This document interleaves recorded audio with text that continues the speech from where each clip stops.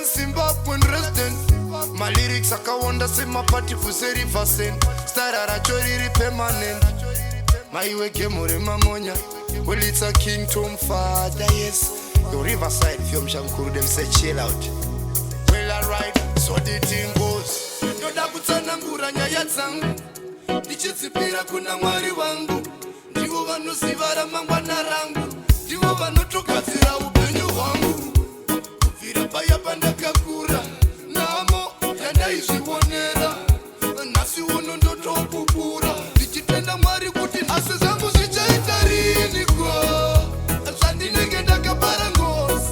Zangu zvichaita riniko. Misine nguva kungoerera misoro.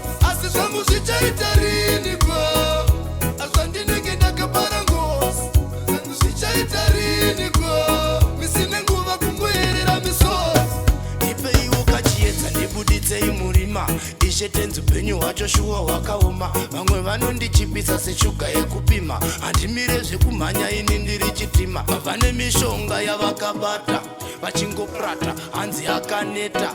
Asi mwari baba amufe manditsveta. Nekuti pakupera kwazvo moipeta. Asi zangu zvichaita riniko.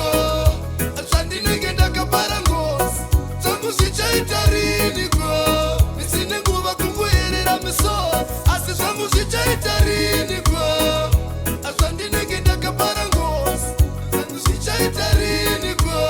Misine nguva kungoerera misoro. Vanoda kunditenderedza kuita kunge feni. Vasingazive ndina mwari ndiri number 1. Vaudze takatoipfuura 2021 2022. Ngoma mapanangana nemyeni. Vagara vanotiti takapusa. Kutiita airtime vanochusa. Vanototiona semafusa. Manje mwari baba ndo vanotiplesa. Asi zangu zvichaita riniko.